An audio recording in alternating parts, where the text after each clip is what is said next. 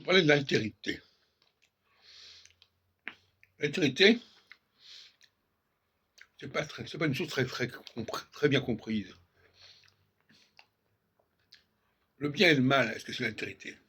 Est-ce que le beau et le laid, c'est l'altérité? Oui. Donc ça veut dire que l'autre n'est pas forcément quelqu'un que l'on apprécie, mais qu'il faut respecter.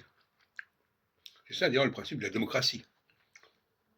Le parti adverse n'est pas mon parti, mais c'est un parti qui a des droits à respecter. Il ne faut pas diaboliser l'autre, même si d'une certaine manière, il est diabolisé par définition. Le diable, par exemple, est représenté généralement comme sous la couleur noire. Et ce n'est pas un hasard. Il y a des populations qui sont noires. Je viens de voir le film Fourcy sur l'esclavage en France au XIXe siècle. Pourquoi les Noirs n'ont-ils pas connu le même destin que les Blancs? Il y a une sorte d'alternance, de cette manière,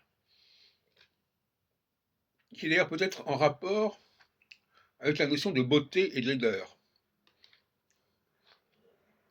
La beauté serait blanche et la laideur serait noire.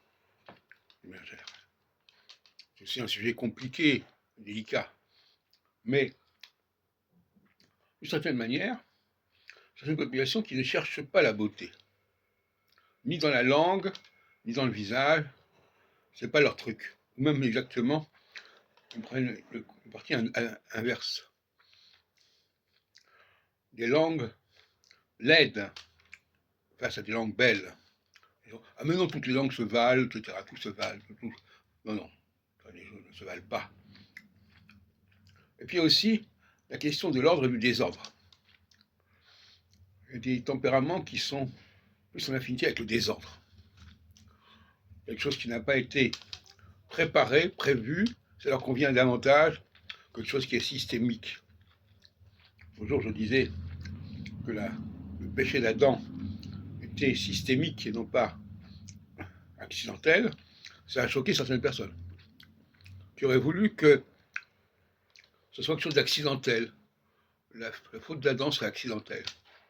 Que ce ne serait pas quelque chose de prévu, d'institutionnalisé. Aussi, il y a des différences majeures au niveau des sensibilités.